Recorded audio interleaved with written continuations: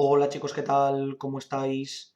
Bueno, en el vídeo de hoy vamos a seguir trabajando con algunos ejemplos de los campos magnéticos generados por corrientes y en este caso vamos a intentar determinar cuál será el campo magnético generado por una corriente rectilínea indefinida en torno a un punto que se encuentre a una distancia r en perpendicular a dicha corriente. Es decir, concretamente nos referimos a si nosotros tenemos una corriente rectilínea indefinida, la cual colocamos a un punto, que es el que vamos a estudiar, que se encuentre a una distancia r de dicho punto, tendremos que determinar en todos esos puntos de esa circunferencia determinada de radio R, cuál será el campo magnético que se producirá. ¿De acuerdo? Entonces, aquí tendremos una corriente la cual, por ejemplo, podemos definir positiva hacia arriba, tendremos una intensidad que irá hacia arriba y de nuevo suponemos que esta corriente es lo suficientemente elevada para poder tenerla en cuenta, ¿de acuerdo? Es decir, que podemos considerar que la longitud del propio conductor es lo suficientemente grande comparada con el radio R para considerarla infinita.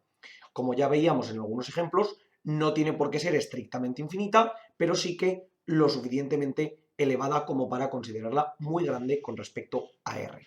Por tanto, intentaremos, como siempre, determinar ese vector de campo magnético, o primero ese diferencial de vector de campo magnético, con la ley de Biot-Savart y después lo aplicaremos sobre todo lo que necesitemos.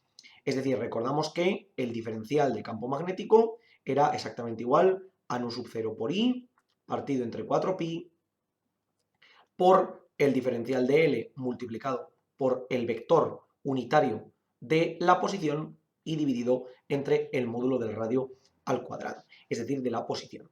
Hay que tener en cuenta que aquí hemos de diferenciar dos conceptos totalmente distintos, que en el caso de la espira sí que eran exactamente el mismo, pero que en este caso no se cumplen, que es el radio como distancia de la circunferencia sobre la que estamos calculando el punto y el vector posición, es decir, este de aquí, o mejor dicho, en este caso, el módulo del vector posición, y este es que sería el vector posición unitario, que no tienen nada que ver.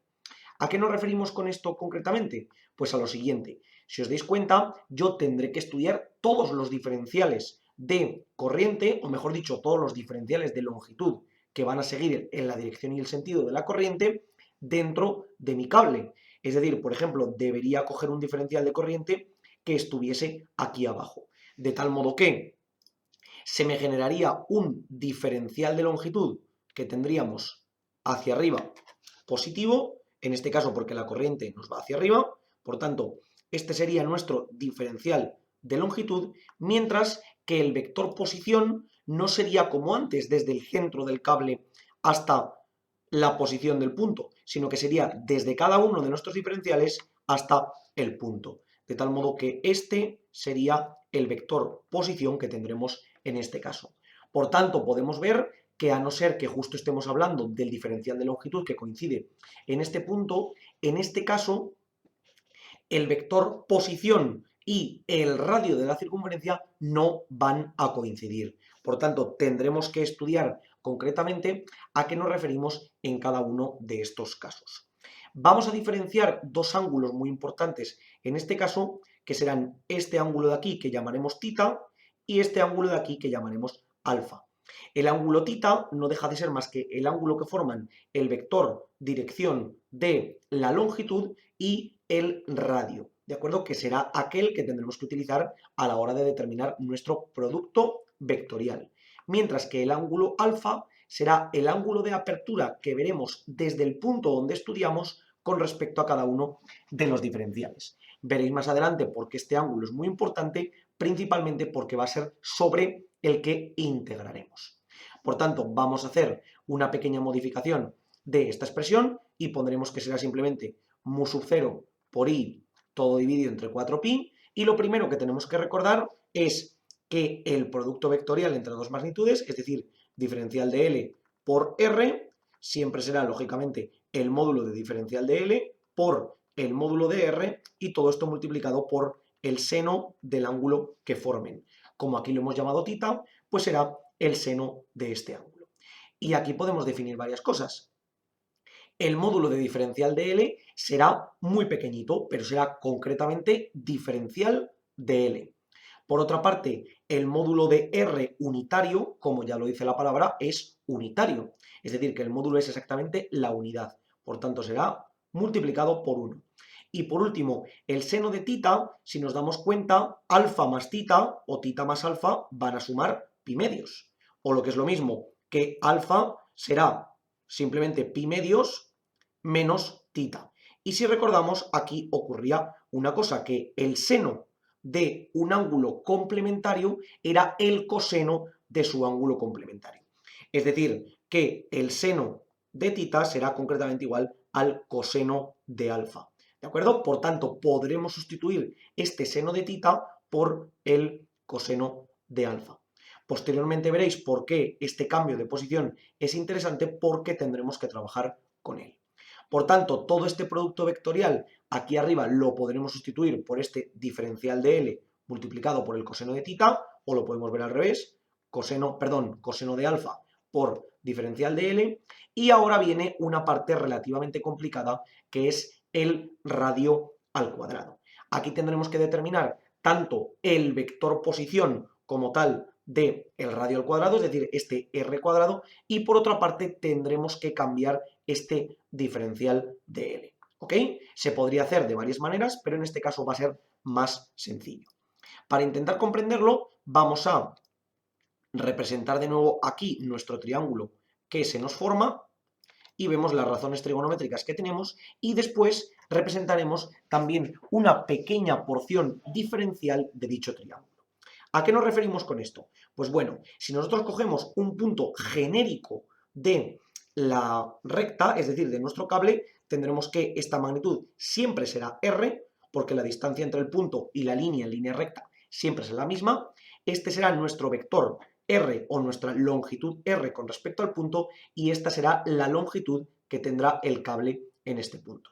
¿De acuerdo? Sabiendo que esto es el ángulo tita y que esto es el ángulo alfa, como ya podemos hablar en términos de alfa, simplemente trabajaremos como tal. De aquí podemos sacar tres conclusiones. Podemos decir que el seno de alfa será exactamente igual a L dividido entre R. Por otra parte, podremos decir que el coseno de alfa será igual a R dividido entre R. Acordaos, para el seno, cateto opuesto entre hipotenusa, para el coseno, cateto contiguo entre hipotenusa, y por último podríamos decir que la tangente de alfa sería SL entre R. ¿De acuerdo? Estas tres magnitudes son muy importantes que las recordemos, porque las utilizaremos posteriormente. Y de la misma manera podemos encontrar lo siguiente. Podemos decir que tendremos para un pequeño diferencial de longitud, es decir, ese pequeño diferencial de L en general, vendría asociado a un pequeño diferencial de alfa. Es decir, que aquí tendríamos diferencial de alfa, aquí tendríamos diferencial de L, esto seguiría midiendo R y este sería nuestro vector R de posición. ¿Qué ocurre? Que cuando el diferencial de alfa tiende a 0, el vector R mayúscula, o mejor dicho, el vector posición R minúscula tiende a la longitud del vector R mayúscula. ¿Ok? Por tanto, de aquí podríamos sacar esa conclusión, que es bastante importante. Pero, ¿dónde está lo verdaderamente complicado que vamos a utilizar aquí? Vamos a intentar definir tanto el vector diferencial de L como este vector R cuadrado en términos del ángulo con el que estamos trabajando. Y para ello vamos a derivar esta expresión. Es decir, la tangente de alfa sabemos que es L dividido entre R. ¿Y qué es lo que ocurre si yo derivo a los dos lados? Es decir, la variación de uno y la variación del otro. Pues bueno, yo aquí tendría la derivada de la tangente de alfa será igual a la derivada de L entre R. ¿Qué es lo que ocurre? La derivada de la tangente de alfa, lógicamente, tendrá que ser con respecto a alfa. Y la derivada de L con respecto a R tendrá que ser en las variables que vayan variando. Precisamente por eso se llaman variables. Como R no es una variable, esto sería lo mismo que decir 1 dividido entre R por la derivada de L. ¿Ok? Y en este caso tendríamos esta condición que es muy importante. ¿Vale? La primera de ellas, que sería derivada de la tangente de alfa, recordamos que la derivada de la tangente de alfa era 1 dividido entre el coseno al cuadrado de alfa, y todo esto nos quedará multiplicado por un diferencial de alfa.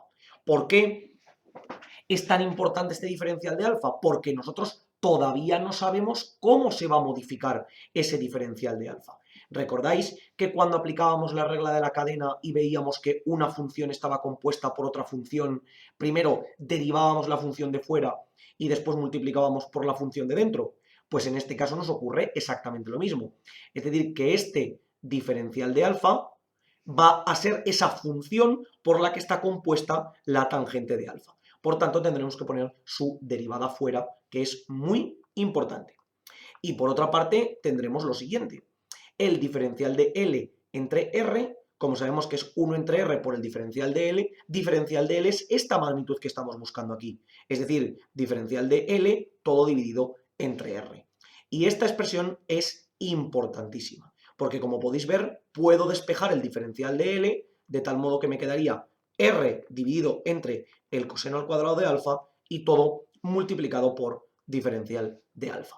De tal modo que yo ya he conseguido expresar esta magnitud en relación a el ángulo alfa eliminando el diferencial de L. Por tanto, puedo reescribir aquí arriba la expresión y sería mu sub 0 por i partido por 4pi y todo aquí arriba me quedaría coseno de alfa todo multiplicado por el diferencial de L, que podemos ver que sería R diferencial de alfa todo dividido entre coseno al cuadrado de alfa y todo multiplicado por R al cuadrado.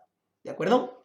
¿Qué ocurre? Que ahora este R al cuadrado podemos obtenerlo de aquí, de la expresión del coseno de alfa, ¿vale? De aquí podríamos despejar y podríamos decir que R sería lo mismo que R mayúscula entre el coseno de alfa. Acordaos que aquí lo que hacemos es aplicar la trigonometría sobre un punto genérico. Lo hemos cogido aquí abajo, pero si lo cogiésemos arriba no habría ningún problema. ¿Ok? Entonces, vuelvo a poder sustituir todo esto. Voy a borrar por aquí porque esto ya lo hemos obtenido de antes. Y tendríamos que esto sería concretamente mu sub 0 por i todo partido entre 4pi y esto quedaría multiplicado por, tenemos aquí coseno de alfa con este cuadrado se nos iría y nos quedaría arriba r por diferencial de alfa y abajo nos quedaría coseno de alfa y todo multiplicado por r entre el coseno de alfa y como lo tenemos al cuadrado, pues todo estaría elevado al cuadrado. De tal modo que esto sería pues, mu sub 0 por i partido por 4pi, todo. Arriba me quedaría r por diferencial de alfa y abajo tendríamos coseno de alfa por r cuadrado entre el coseno al cuadrado de alfa. De tal modo que este coseno con este coseno desaparece y este coseno subiría arriba. Y de la misma manera nos ocurriría con las r's. Este cuadrado con esta r desaparecería y esta r se nos quedaría abajo. Por tanto, la expresión final que tendríamos sería mu sub 0 por i todo partido por 4pi y arriba nos quedaría coseno de alfa, diferencial de alfa y todo dividido entre r. ¿Ok?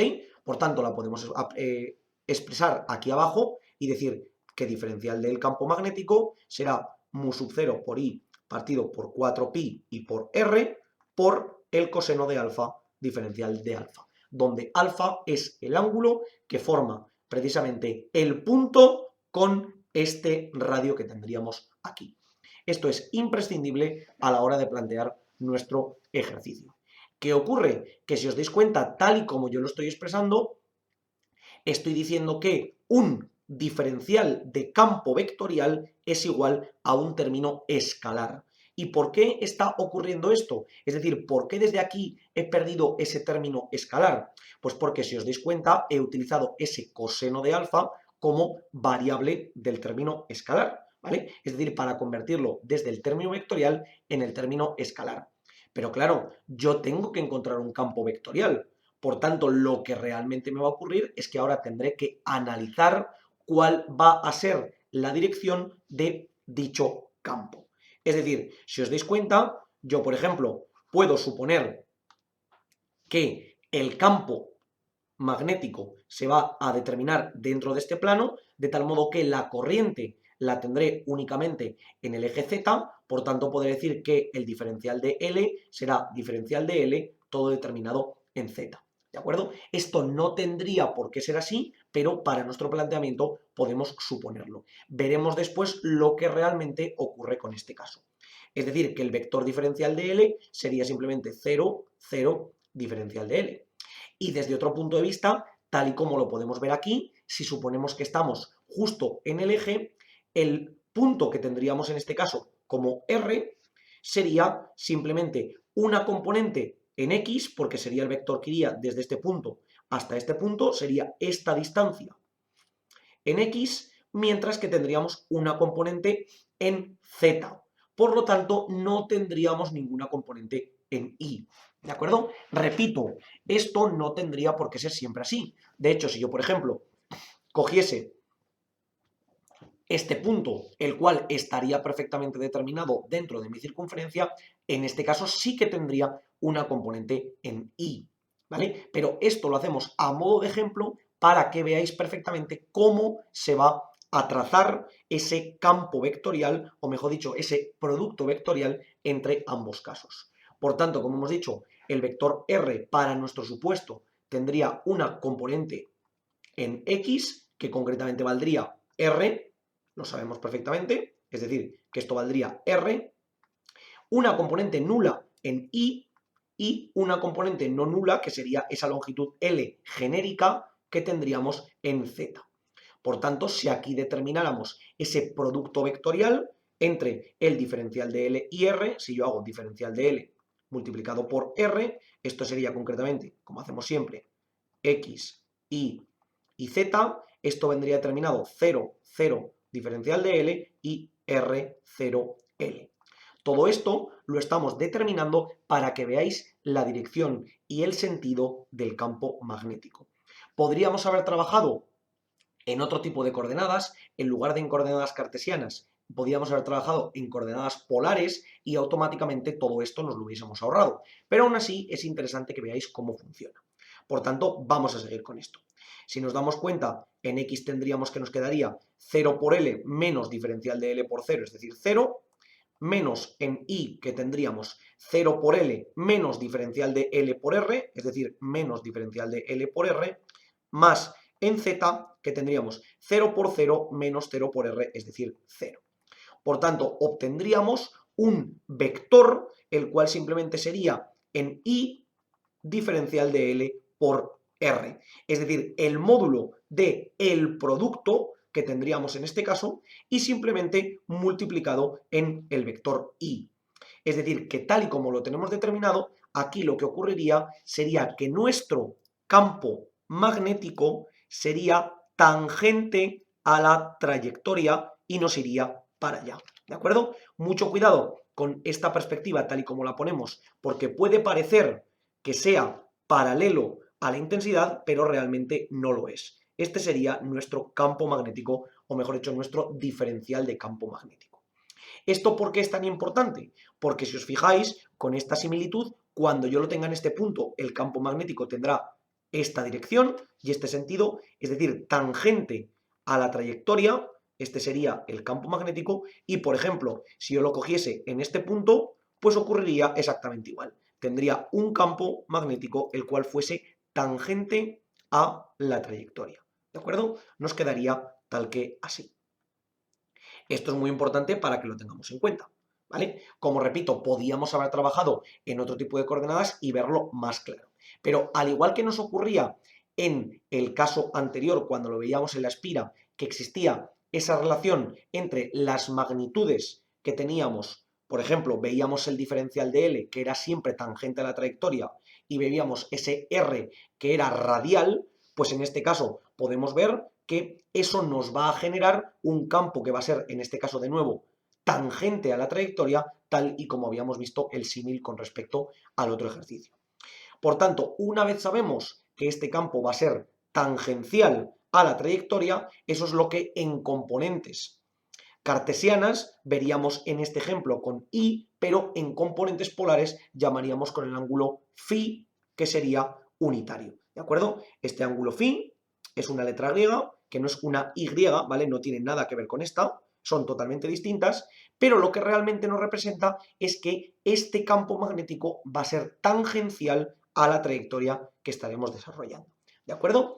Es decir, que es imprescindible entender que el campo magnético generado por una corriente rectilínea uniforme se genera en torno al punto en el que estamos trabajando en la tangencial, es decir, en el punto tangencial de la propia curva dentro de nuestra circunferencia. ¿De acuerdo? Una vez tenemos este diferencial de campo magnético y sabemos perfectamente cómo lo tendremos que integrar, vamos a aplicarlo. Porque ahora ya hemos calculado tanto la dirección y el sentido que nos vienen determinadas por ese ángulo phi, es decir, por esa tangente a la circunferencia radial, y tenemos el módulo. Por tanto, ahora tendremos que saber exactamente a cuánto equivale ese módulo. Para ello vamos a borrar todo esto porque necesitaremos un poquito de espacio y vamos a aplicar esa integral que hacemos siempre. Es decir, ya sabemos que el campo magnético no deja de ser más que la integral sobre el diferencial de campo magnético, o lo que es lo mismo en este caso, la integral de mu sub 0 por i partido por 4pi y por r, y todo por el coseno de alfa diferencial de alfa. Y la pregunta es, ¿desde qué ángulo irá alfa hasta qué otro ángulo irá? Bueno, suponed que R, o mejor dicho, suponed que L fuese lo suficientemente grande como para que esto se nos fuera al infinito. Es decir, que este ángulo cada vez se iría haciendo consecutivamente más grande hasta que llegásemos a un punto donde prácticamente fuese igual a 90 grados. ¿Por qué? Porque estuviese lo suficientemente lejos como para que alfa tendiese a 90 grados. Y por arriba nos ocurriría lo mismo. El ángulo cada vez se va haciendo más grande hasta que tenderíamos a irnos a un punto prácticamente vertical. Por tanto, el ángulo inferior sobre el que tendremos que integrar será menos 90 grados, porque recordemos que aquí es donde colocamos el origen de coordenadas, y el ángulo superior será más 90 grados, porque nos iríamos hasta esa recta infinita en un punto en general. ¿De acuerdo? Por tanto, aquí tendríamos sobre ese ángulo alfa, es decir, que esto sería lo mismo que mu sub 0 por i partido por 4pi y por r, y todo por la integral desde menos pi medios hasta más pi medios del coseno de alfa por un diferencial de alfa. ¿Ok? Y esta integral la sabemos resolver sin ningún problema. Esto sería simplemente mu sub 0 por i partido por 4pi y por r, y por el seno de alfa evaluado entre pi medios y menos pi medios. Por tanto, sustituiremos, tendremos mu sub 0 por i partido por 4pi y por r, y esto nos quedará pues el seno de pi medios menos el seno de menos pi medios. Si recordamos, el seno de pi medios era 1 y el seno de menos pi medios era menos 1. Por tanto, tendríamos mu sub 0 por i partido por 4 pi y por r por 1 menos menos 1. O lo que es lo mismo, mu sub 0 por i partido por 4pi y por r, 1 menos menos 1 son 2, es decir, que esto sería mu sub 0 por i partido por 2pi r. Y lógicamente en esa componente radial que habíamos estado trabajando. Es decir, que este sería el campo magnético total que generaría una corriente rectilínea indefinida.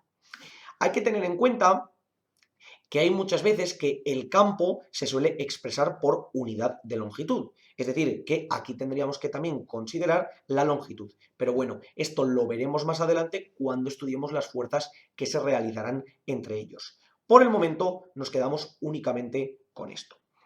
Hay que tener mucho cuidado, sobre todo en el desarrollo de toda la ley de Biot-Savart en este caso, porque podemos tener relativas complejidades a la hora de plantear este tipo de ejercicios. Sobre todo a la hora de determinar ese diferencial de alfa que habíamos visto derivando la propia tangente de alfa, sí que puede ser un paso un poquito complicado. Pero una vez lo hemos determinado, simplemente tendremos que hacer la parte matemática, que no hay ningún problema. Y sobre todo, muy importante, entender que como el término del campo magnético va a ser en este caso radial. Esta parte sí que es muy, muy importante. Tened en cuenta que si la corriente se considera positiva, es decir, si nosotros vamos hacia arriba en la corriente la consideramos en el eje Z positivo, el campo magnético se va a generar en una dirección positiva, o lo que sería antihoraria, de la tangente a la curva con la que estamos trabajando. Sin embargo, en caso de que la corriente fuese negativa, nuestro diferencial de L estaría determinado en menos I en lugar de en I, y por tanto el determinante nos quedaría negativo y tendríamos un sentido antihorario del campo vectorial. Esto también es muy importante porque estudiaremos más adelante cómo funcionan las fuerzas que generan un propio hilo sobre otros elementos y veremos que no es lo mismo que la corriente sea positiva, negativa o una combinación de ellas. Como siempre os digo, chicos, por favor, cualquier duda, cuestión o pregunta que tengáis, dejadla en los comentarios y nosotros la intentaremos resolver. Por lo demás, muchísimas gracias por ver el vídeo, espero que os haya servido y que vaya bien.